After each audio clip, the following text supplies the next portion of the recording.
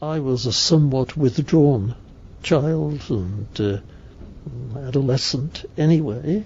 At age 7, I was being chased, as a matter of fact, so I ran into the road and collided with a truck, and the effect of that, cutting the intermediate details out, was to leave me with a hole in my head. A hunk of bone had been taken out of my head by a brilliant surgeon, actually.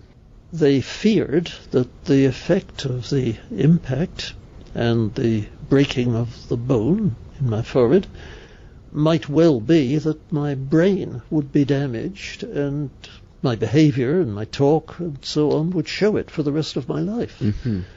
Nothing like that actually happened. Growing up, I was always having to adjust to having a hole in my head.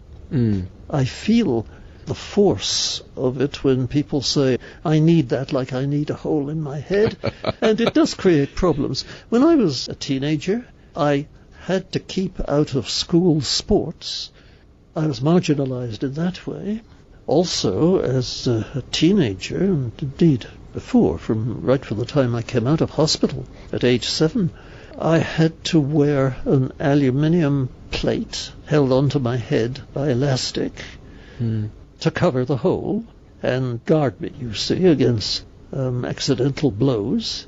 Well, it made me conspicuous, of course, and I didn't enjoy that feeling. And for a child, you were made fun of. Well, I was rather. Yes. Now that you put it that way, though I wasn't going to say it that way to you.